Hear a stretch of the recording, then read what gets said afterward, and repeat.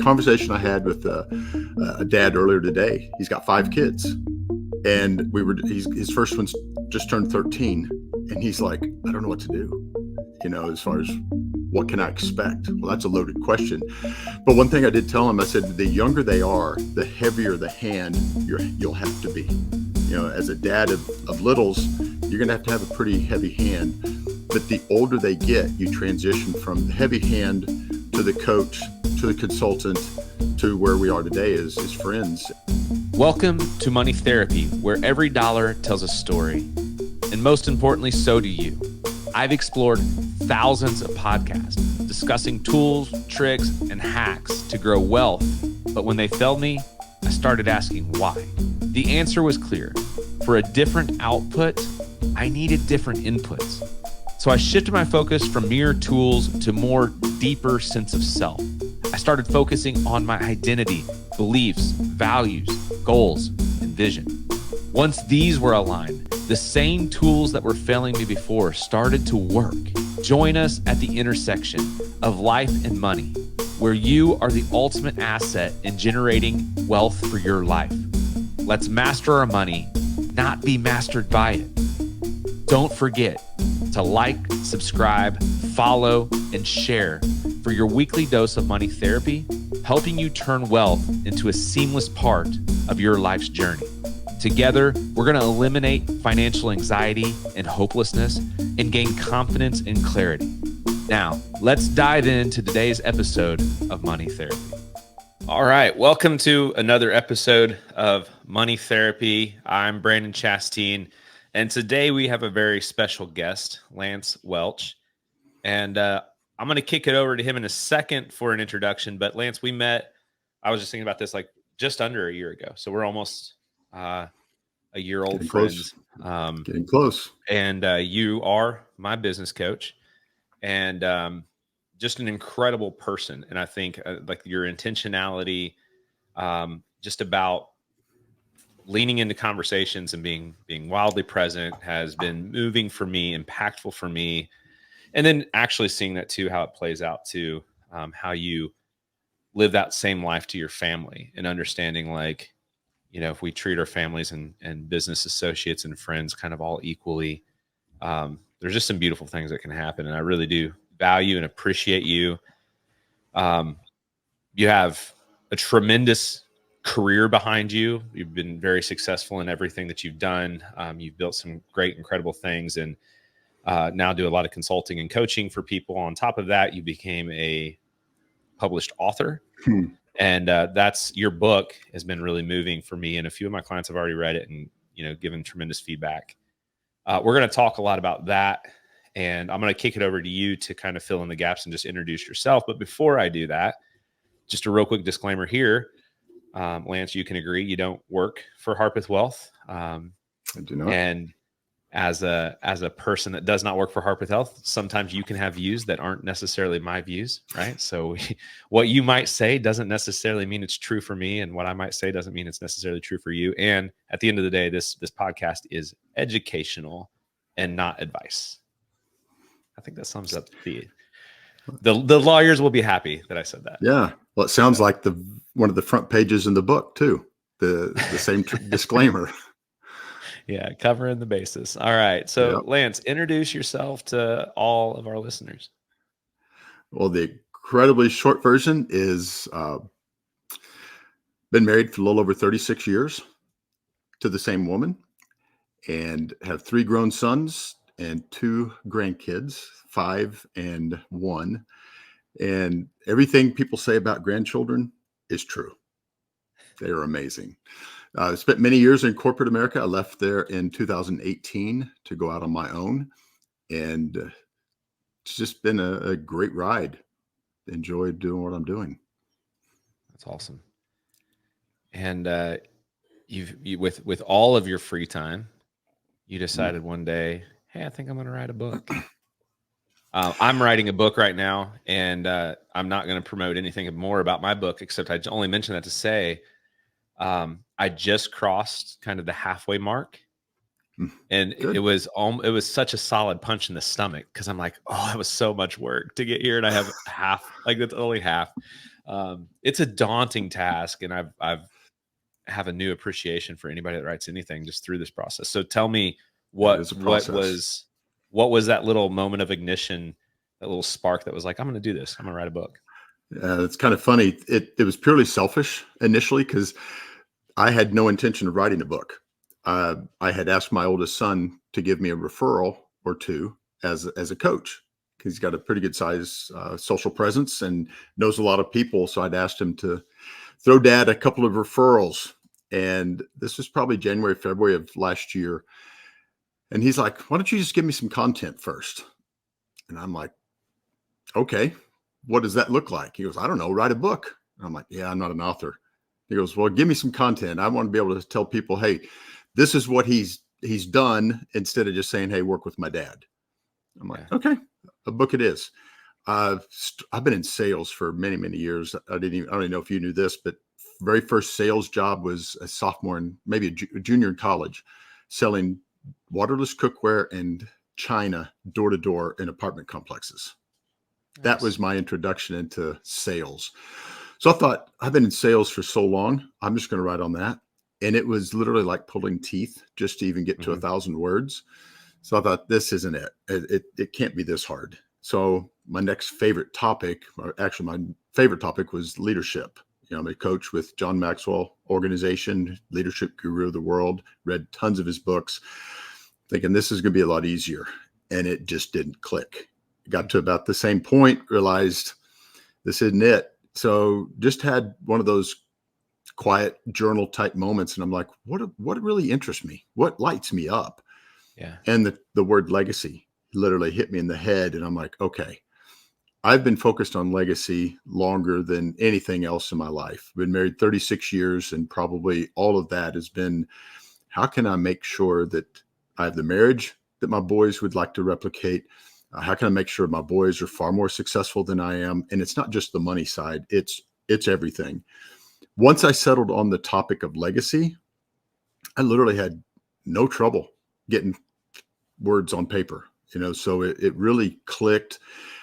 It was discipline, right? It still took time with all of our busy schedules. But once I found the right topic, it lit me up. Love Legacy is that. my deal. And you know what I love about, because we're gonna talk about legacy, and we're gonna talk about how intentional you've been with your family, and share some of the, even kind of some of the interactions I've seen, where it's obvious that you've poured in and been super intentional about it. But one funny thing that I know as a business coach, how much you hold me accountable to things. I can only imagine your boys grew up in a home where they were held accountable, and you went to your son for something and he held you accountable. Like he said, give Yeah. me content. Like I'll give you what you want, but you have to give too. Yep. And like just immediately already in this conversation, we're seeing evidence of the impact of legacy by raising your children a certain way. And now they're functioning the same way you intended for them to. That's awesome. That's It just came and back that's at you the wrong way. You had to write a book to get a referral. right. But that's a great pickup because I didn't really think about it. The conversation I had with a dad earlier today, he's got 5 kids, and his first one's just turned 13, and he's like, I don't know what to do, as far as what can I expect? Well, that's a loaded question. But one thing I did tell him, I said, the younger they are, the heavier the hand you'll have to be. As a dad of littles, you're going to have a pretty heavy hand.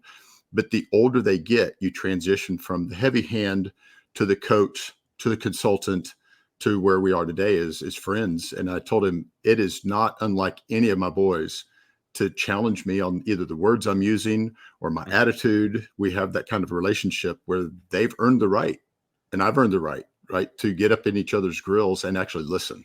I love that. It's a blessing. That's awesome. All right. So the book starts out in this like kind of selfish ambition. You're like, I need some referrals, trying to grow this new journey of coaching and consulting people.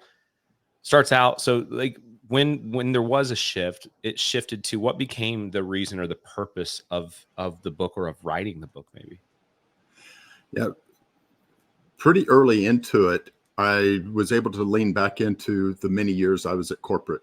and thinking about all the high net worth families that I had the privilege of working with and what their number one focus was. Worked with a lot of advisors, financial advisors, attorneys, CPAs, different types of trust documents. And what I learned is there was no shortage of creative ways to restrict access to inheritance. And when I'm going through that, I'm like, there is a better way, theoretically, right? It became a passion of what else is there, because we can continue to do the same thing the same way. We can employ the attorneys, nothing against attorneys, but they can create some very restrictive documents to where your kids, they have to graduate college, or they have to get an advanced degree, or they have to get married, or they have to not be married, or they have to have no run-ins with the law. I mean, there's no shortage of that. Right. But what I got into when I started writing this thing was all the creative ways that you don't have to worry about the massively restrictive documents. And the first thing that came into it was, what is the vision for your family? I had a very clear vision for my boys. When they're little, I got to set the vision for them. The older they get, that's where you start transitioning into, well, what do you want? And just being able to ask, the better questions you ask, the better answers you're going to get. Right. So it's teaching them to think critically, to think for themselves. And it almost became a mantra for me. Is like, you know what? I don't want to write a book that's just entertaining.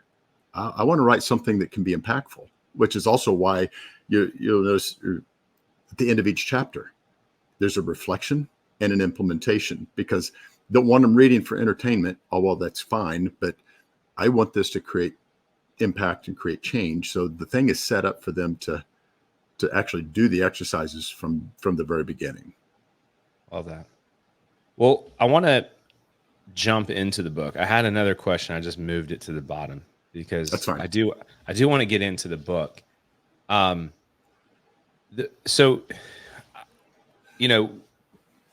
think that the premise, one of the big things that I've taken away, and one of the things I just appreciate so much about this book, and something I tell my clients all the time, is the wealth piece of legacy is the easy piece of legacy. I tell people all the time, it's like, talking about the restrictions and things that you can put on the wealth piece of things. It's, people are always worried about, leaving this world with spoiled little brats or trust fund babies. And it's never money's fault that someone is a brat, right? It's never money's fault that someone is a trust fund baby. It's all the other stuff. And that's where this book is. I think, it's funny because you have about maybe 3 to 4 pages in here that are very good pages of the book. That is about like kind of the wealth piece of like the how to, the execute, like here's a list of documents, here's a list of things, here's how you react to. But out of, a few, like what is it, 125 pages. So like about 2 or 3% of the book, the other 97% of this book is about all the other things that matter in legacy. And I have another episode, an earlier episode, where I was talking to a trust attorney and an estate planner on the attorney side of things. And he said something, and you said something, and I love this. He said that everyone has a will. It's just who decides where things go. Is it the judge in the courthouse, or is it, you before you pass on? You said it differently, but kind of the same thing. Not will I leave a legacy, but which legacy will I leave? Tell me a little bit about that. Well, all those years in that financial space, we dealt with people that didn't have wills and trusts, even the most simple and the basic of the will. And that the same premise came over to the legacy side. It's, you will leave a legacy. It's inevitable. There's absolutely no way to avoid it. And then I cite a couple of really well-known studies in there from 2 different men. One was highly intentional with their legacy, and one had no inclination at all. Max Jukes was the guy who had no intentionality, and Jonathan and Sarah Edwards was the intentional family. And in the book, it lays out, it shows you the lineage from a 150-year span. And for anybody that think they don't have a legacy, you can look at Max Jukes, who did not intentionally create one, but you can look at his list, and the legacy he left behind is anything but pretty. Yeah, I have that right in front of me. They're two great stories. I think just looking at the kind of accolades of intentionality, like the byproduct of being intentional about your legacy, versus the kind of the like, oh, this is my like it was the Bug's Life. Do you ever watch that movie? I And the did. little ant's like, it's my lot, or it's our lot in life. It's not a lot, but it's a life. Kind of Yep. just like such, it is what it is. That when we don't have that ownership, that intentionality, what does come with the Jukes lineage is wildly and terrifying. So I don't want to give away. I would read it, but I want people to read that and be impressed by themselves, or Well, on their own. and while we're on the Bug's Life, and a quote that I give a lot from Bug's Life is Hopper, when he asked, or he made the statements like, the first rule of leadership, it's all your fault. And we think about that as a patriarch. My wife and I lead well, we lead together, but from the leadership perspective, I take that as my responsibility. So yeah, it is my responsibility. And anything worthwhile, this is another thing John Maxwell said, anything worthwhile is inconvenient. Mhm. So I look at it as, and you and we've talked on the business side before. If you choose to do the blocking and tackling, that's inconvenient, but you're going to get good results. Yeah. If you choose not to do the blocking and tackling, the outcome is incredibly inconvenient. So, which one do you want? Yeah. I'll put the work in on the front end. Ownership and intentionality is wildly important. I'll read this little excerpt, if you will. You wrote, "We will inevitably be handing down the same thing to our heirs, or at least something very similar. If we weren't able to own it and continue to remain the victim, we will be held hostages by a generation that is no longer around. We are called to be better than that." And I just wrote down next to that, "What we don't heal, we pass on." And Mhm. those, like the way that you said that, like it's wild that sometimes we just throw up our hands and be like, such is life. Like I am where I'm at, and it is what it is. And I understand how people can, it's easy to get that defeated in this. Life is hard. Yeah. But when the way you said, held hostage by a generation that is no longer around, it's like, so much of what we're carrying around, it's this monster in a closet that isn't even alive anymore. Like Yeah. it's so we can defeat that. Yeah. You have any more thoughts on that? Yeah. That was a part of the book that I really wrestled with, even how to word it well, Mhm. because the last thing I wanted to come across is unempathetic to people who have got a horrendous story. Yeah. But when you really look at it, some of those with the most amazing turnarounds, the greatest success stories today, they have a horrendous story.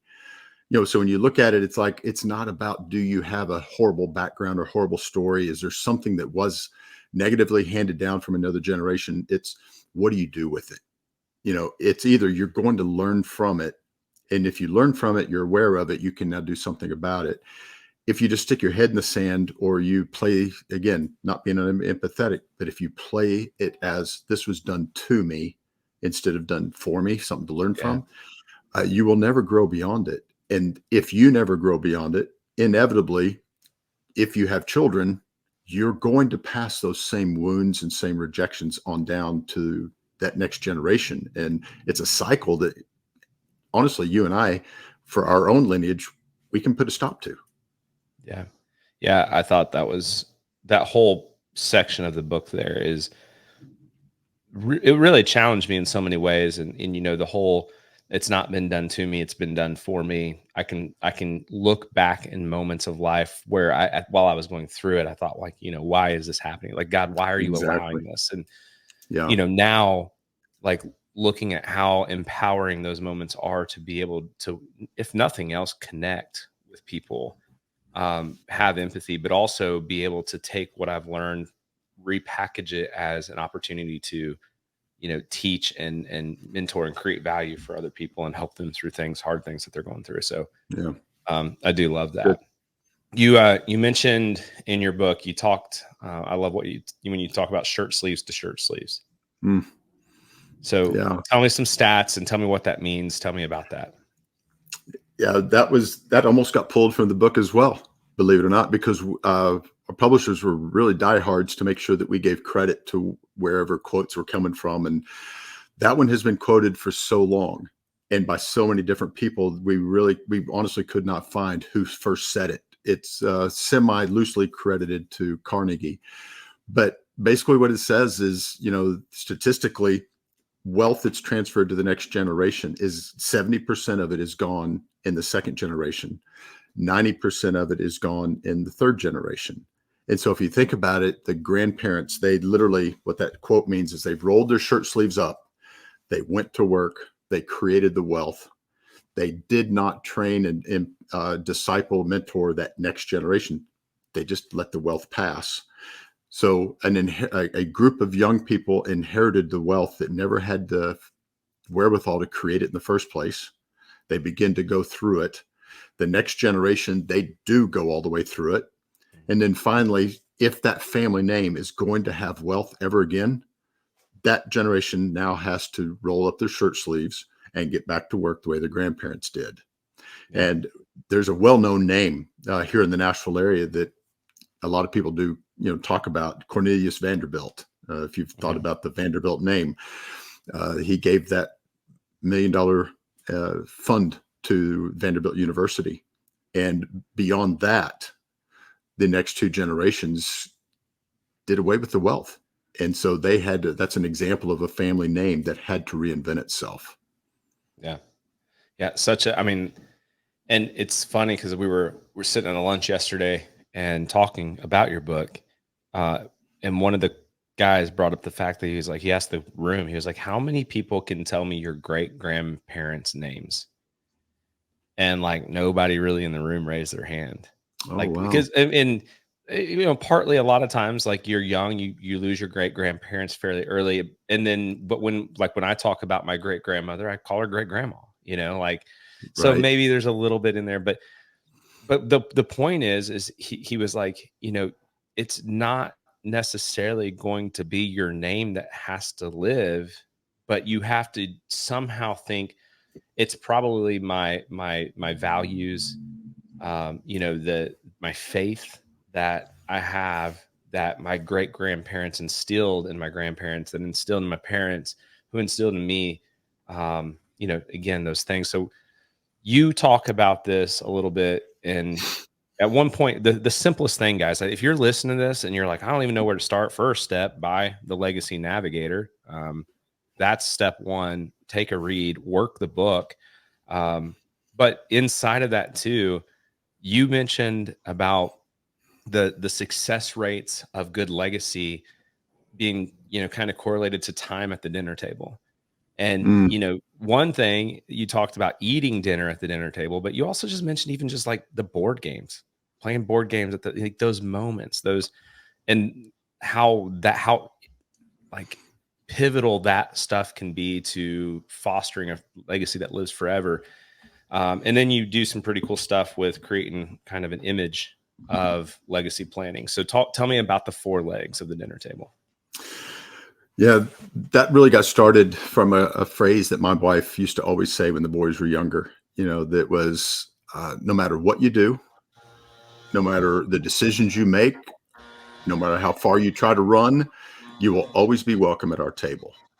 And so we were just looking at from the concept of what's the value of a table. We talk about dinner, family dinner at the table. We talk about board games, and oftentimes I get a lot of pushback from clients or people that are just talking about general is like eating dinner around the table. Are you kidding me?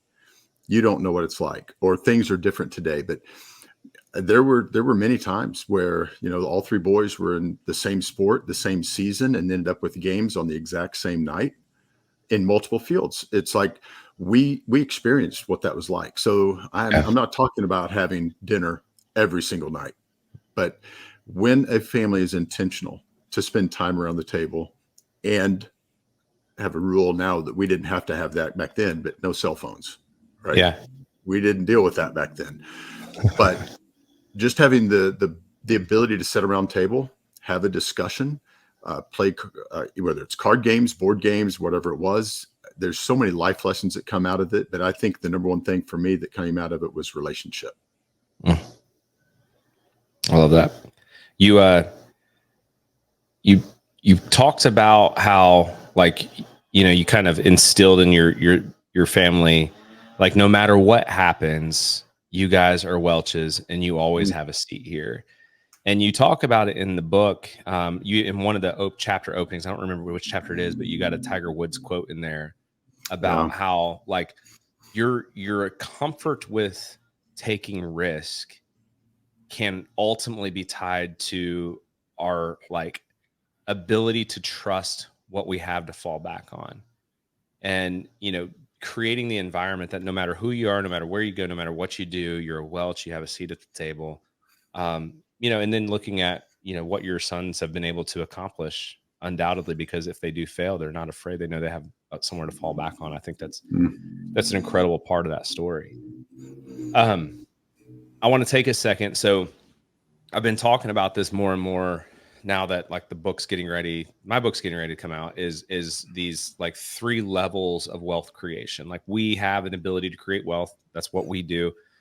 A creator created us to create. That was what we were commanded to do. And so, looking back biblically at, like what is the architecture of God's design that we can live in to make sure we're maximizing our ability, our impact to create value and ultimately receive wealth.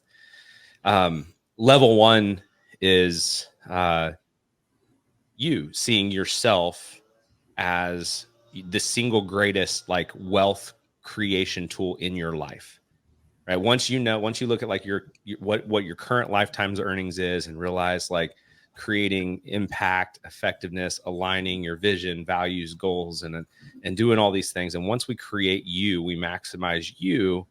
You become like a black belt of level 1 wealth creation, right?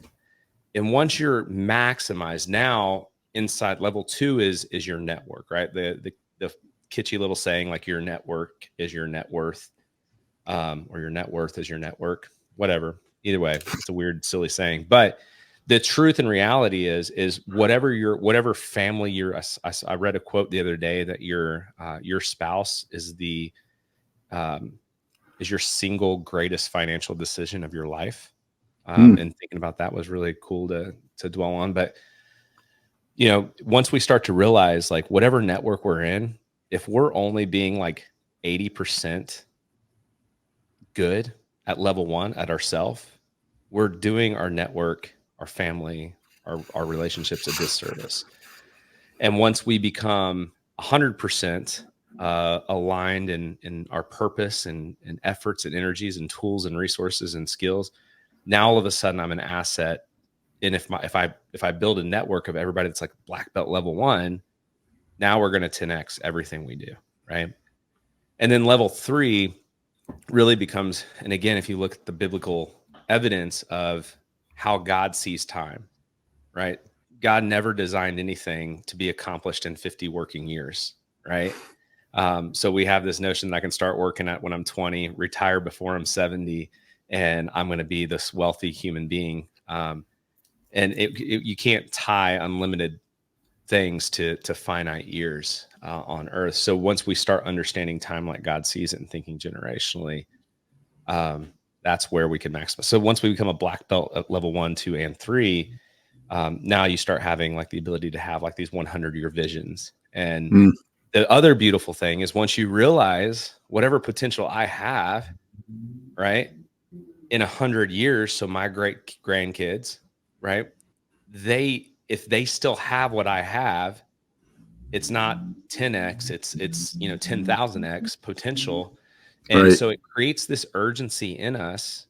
If that's what God wants in my life, all of a sudden now it creates this urgency for me to go pour into my children right now everything I have.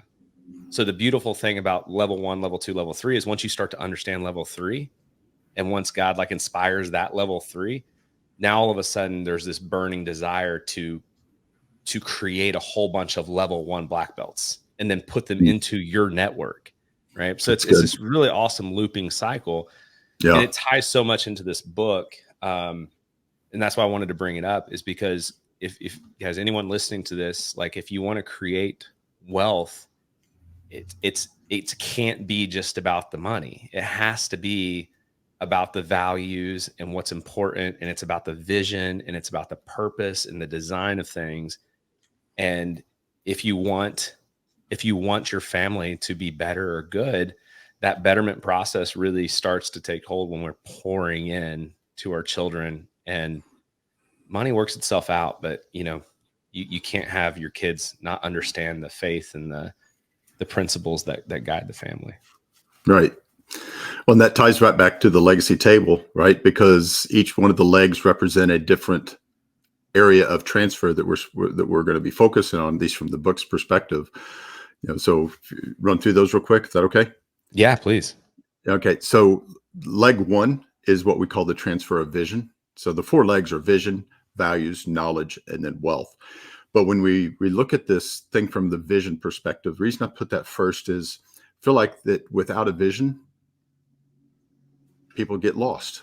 It says, the Bible says they cast off restraint, they perish. Modern day vernaculars, they lose their way.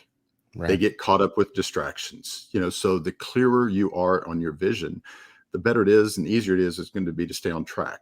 Right. So transfer of vision, that starts regardless of how old your kids are.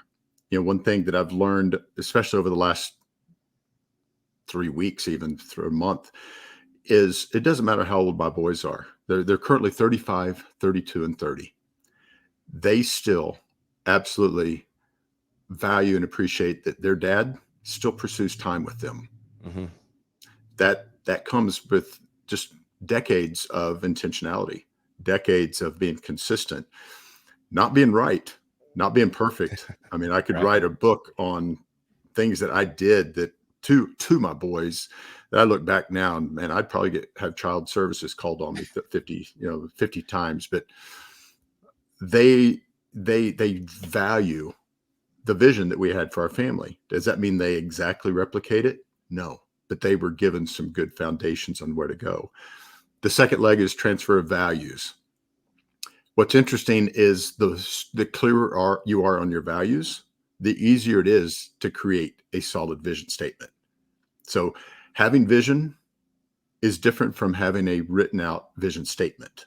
Right. If that makes sense. Yeah. And there's a great exercise in the back of the book. It's just called the core values exercise. It's real easy to explain, a little bit more difficult to execute. So I'll just leave it at that. But when you know what your core values are, and again, when your kids are young, the heavy hand of dad or mom, they help dictate what the values of the family are. But as they get into their teenage years, especially the upper teenage years, the last thing you want to do is continue the heavy hand and make them verbally say that they commit to the exact same values as you. My goal is to get them to do the exercise and pick their own. Yeah. As a dad, if I don't care what their values are from that list, because every value on that list is incredibly good and it's positive. The third leg is transfer of knowledge.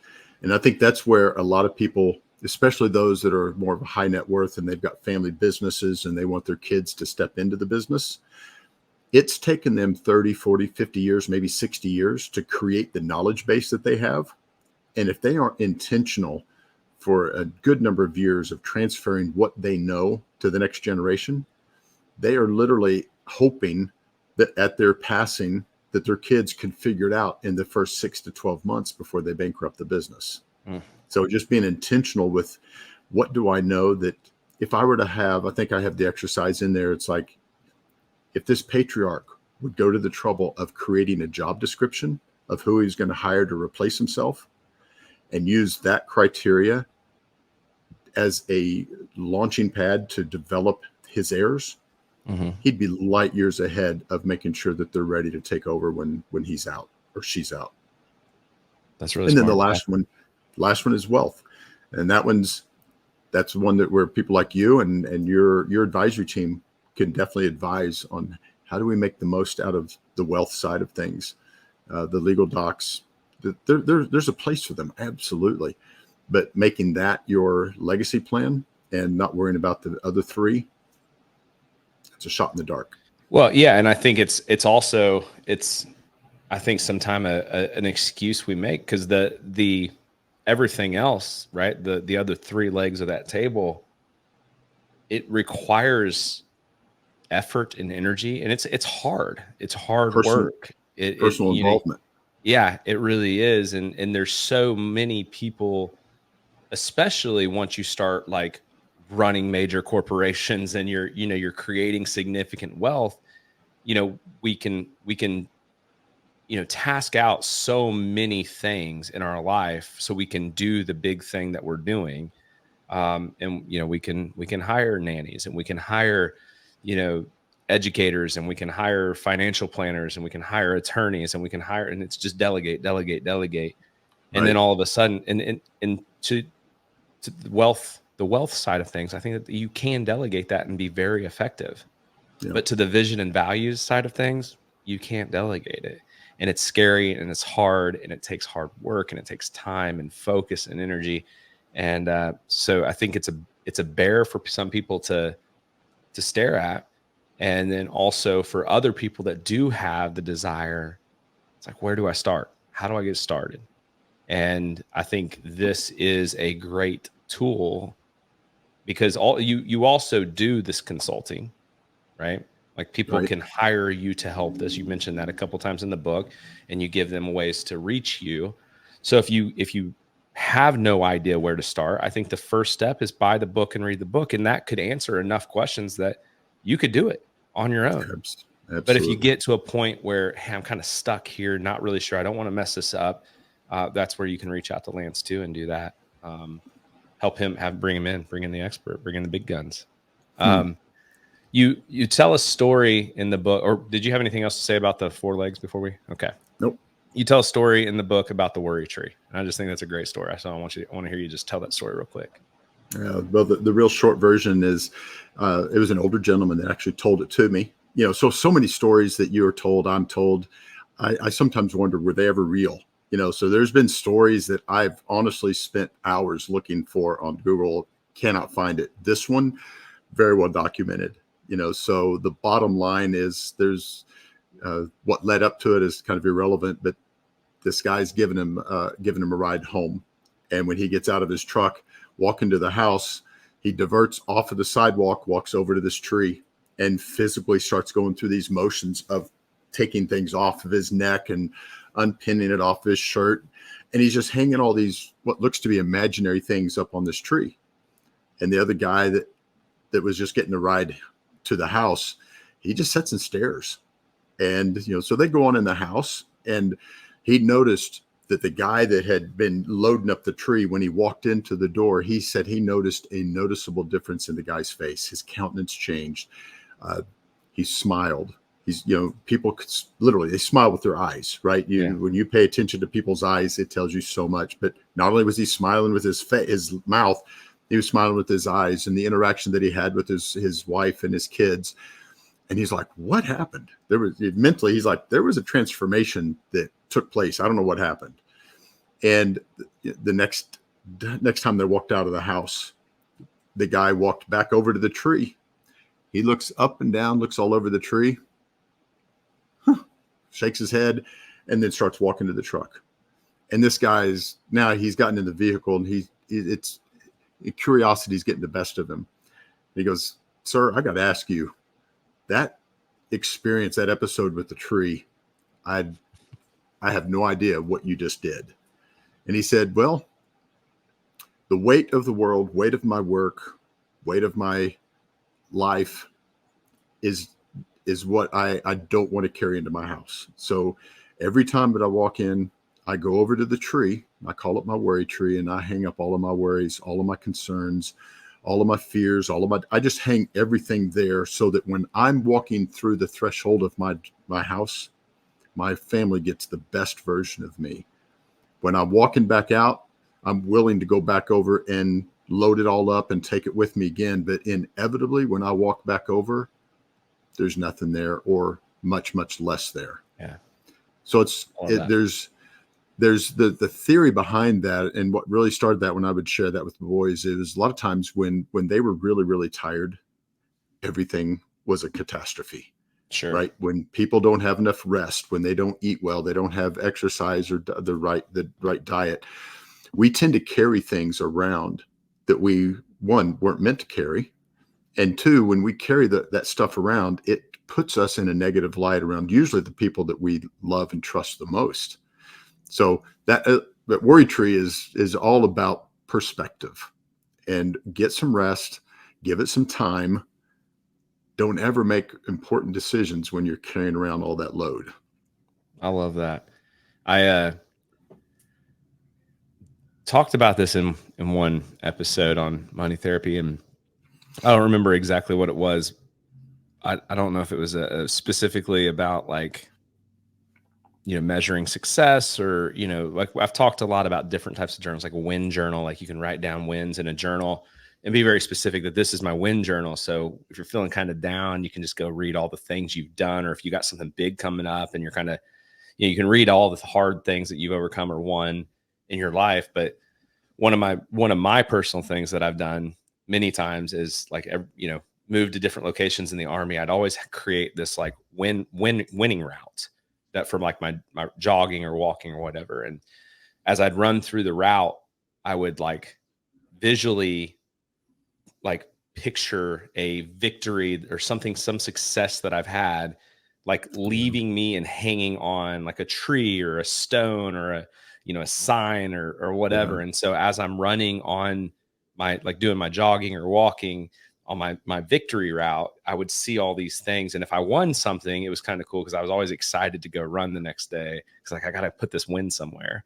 Nice. But then, feeling kind of down, I'd always choose my victory route, because, I'm like, oh yeah, I remember, and same thing. Like every time I have like a really big business success, I buy a pair of cowboy boots. And so now, because, first thing that I do in the morning, get dressed, put on my cowboy boots. It's like, I earn these, something. So the worry tree stood out to me. I thought that was a really cool story. Yeah. I love that. Wrapping up, like a couple things, I got a couple more questions, but really just, I want to, the exercises that you offer in the appendix, the core values exercise, things I want my kids to be equipped to do, the silver sword and the gold sword, legacy statements, the survivor checklist. That survivor checklist is, if nothing else, I mean, Lance, I feel like you could have charged, $4,000 for this book just for that checklist alone. I can't tell you, like it's kind of morbid, but if you just buy this book and put it on a shelf, if you lose a loved one, I honestly, the minute I saw that checklist, I was like, oh, I'm going to find some stuff he left off. And it is such a good checklist. And so you can just literally put this on the table or put it on a bookshelf after you read it, and tell your family, hey, if something happens to someone in here, just go pick up this book and turn it to appendix. What is it? E. Yeah. And just do what it says. And you can even probably take some things and like, fold up pieces of paper about like, different account numbers or phone numbers or doctors, and just slide it right there. So it's just there. And such an amazing checklist. You also, on page 98, like I said, we were talking about like kind of like 2 or 3% of this book is about the actual like wealth and document and side of things. But on page 98, a lot of people don't have wills. It's really, really upsetting to me. Like it's upsetting how many people, wealthy or not, don't have a simple will. And they're like, well, sometimes like people say that, Rocket Lawyer isn't good. Probably better than nothing. If you've got nothing, start there. Pay the $100 or whatever it is to let some AI chatbot on Rocket Lawyer draft one up for you. It's always better to work with a professional. I'm not saying don't, but I agree. But if you have nothing, start somewhere, right? Right. And I think if you don't have anything and you need to start with an attorney, like it's worth it. Make the sacrifice, spend the money, get it done. But you list on page 98 addition into the will. And I feel it important to make sure everyone hears these anytime I talk about trust, wills, or anything like that. Advanced care directives, living will, and then your additional things like DNRs, do not resuscitates, right? You also want to make sure you have like powers of attorney set in place. All of these documents typically are included in like a will creation process with an attorney. But I just wanted to take a quick second to mention those, because if you don't have a will at all, you're just living the risk. It's like not having a will is like driving 90 miles an hour down 65 without wearing a seatbelt.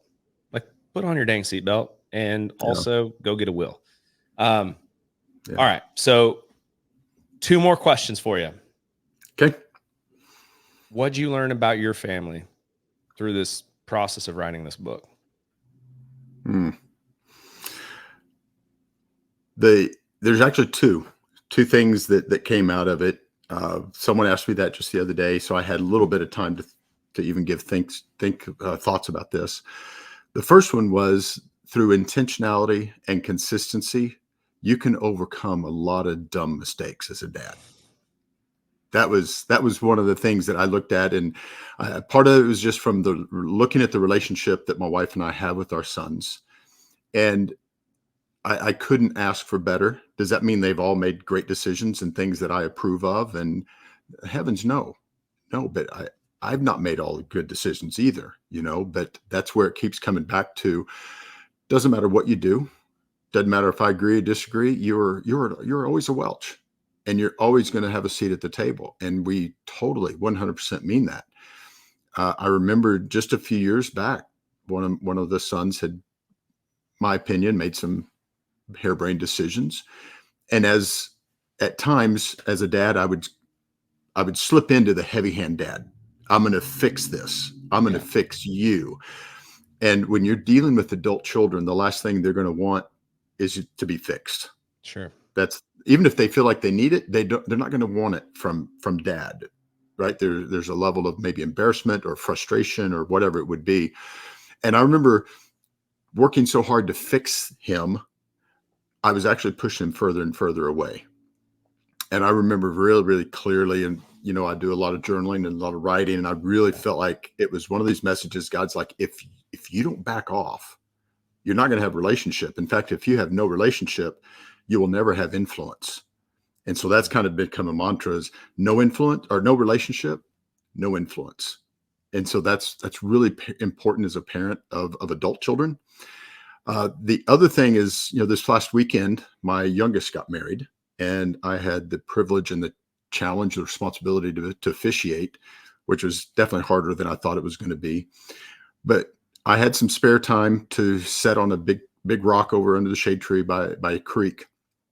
And I was just reflecting on the weekend and just, the gratitude piece of things. And again, I really felt like it was impressed on me that, as you and I have talked about lagging indicators in business more than once. Mm-hmm. Yeah. When we think about it from a dad's perspective, there are also lagging indicators, but unfortunately, or fortunately, however you look at it, as a dad, some of our lagging indicators are 2 and 3 decades incoming. Yeah. And I was able to look around, and the relationships that my sons have with one another is amazing. The honor and respect that they gave their mom this weekend, absolutely amazing. And so I look back, and it's like, okay, the things that we were investing in them 30 years ago, 20 years ago, when you look at their body language and you wonder, are they receiving anything at all? Does any of this matter? Yeah. The answer is it matters. Everything matters. Love it. So that's kind of what we've learned, is there's a huge lag, and be intentional. Yeah. And be consistent. All right. So my book will be out there one day. And every time I write it a little bit more, I start to get nervous about, like, man, people are actually going to read this. Right. Exactly. How does it feel about wrapping up? Like, how does it feel to have this thing out there? So 2-part question, just how do you feel about having like a lifetime of, learning summed up in 105, 110 pages And then also, like, not only how does it feel to have that out there, but what kind of feedback are you getting from people? And that's it. It was a little nervous.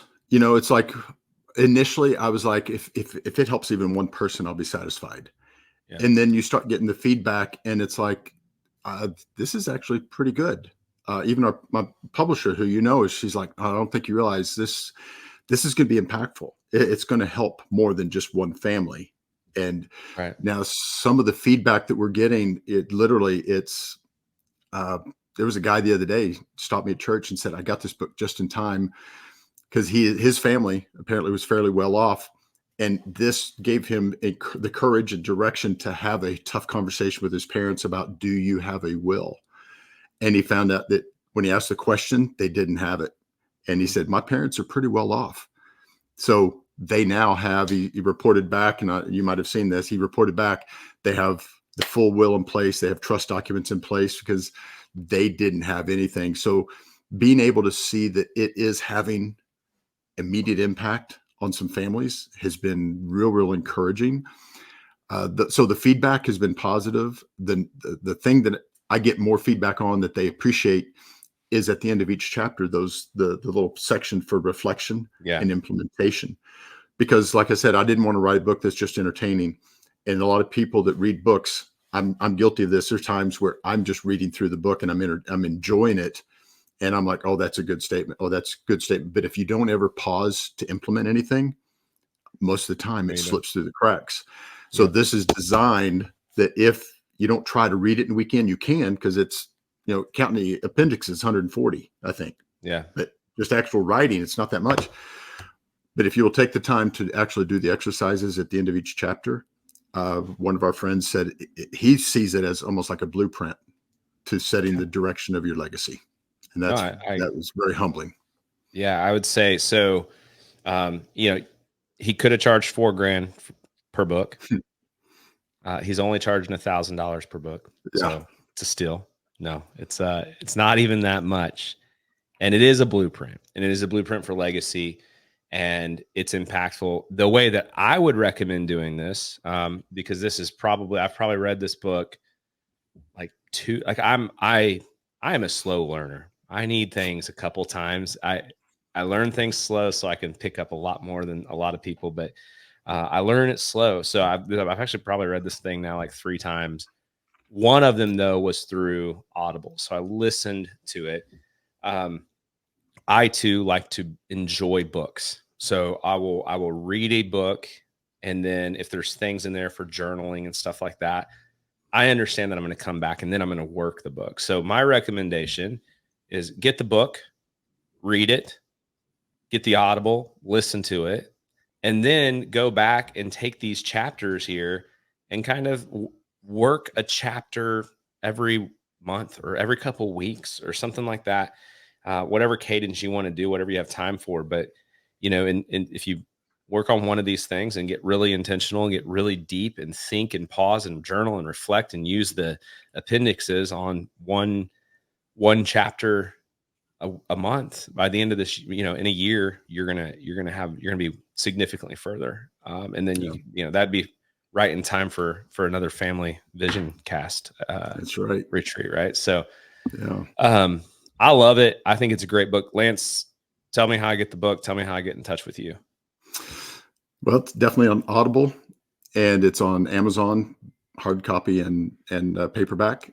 The website has some really good free resources on there. If you'll go to thelancewelch.com, scroll to the bottom, there is a couple of templates. One is for the family vision cast.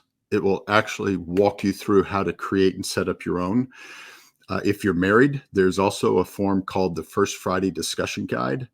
I highly recommend that. That is a monthly meeting that is with you and your bride. And that one has been in place for a little over 2 decades that my wife and I have been doing. And it was because my schedule was so hectic and so crazy. The last thing I would have thought is, I don't have time to set aside 3 hours once a month. And then that became a pet peeve. Don't tell me you don't have time. Tell me it's not a priority. I can live with that if it's not a priority to you. But getting on the same page as your spouse And that discussion guide, it's turned into something pretty in depth. It's about 2 pages long. You don't have to do it all at one time, but I would definitely go out and pull both of those documents down for free. thelancewelch.com. Correct. And there's also a place to like put in their email in there so they can stay connected, stay updated. Right. And one other thing is I built a legacy readiness assessment. Yes. I forget to tell people about that for some reason, but legacyreadiness.com. So it's really easy to get to, but it's in about 2 to 3 minutes, you can go through, answer the questions, and it will give you a grade on where are you with your legacy plan as you are today.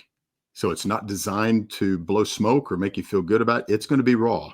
If you've done absolutely nothing, the score will reflect that, but at least gives you a direction of, okay, these are the areas I can work on immediately. Love that. And that was legacyreadiness.com. Correct. Okay. So thelancewelch.com, legacyreadiness.com. Buy the book on Amazon, download it on Audible.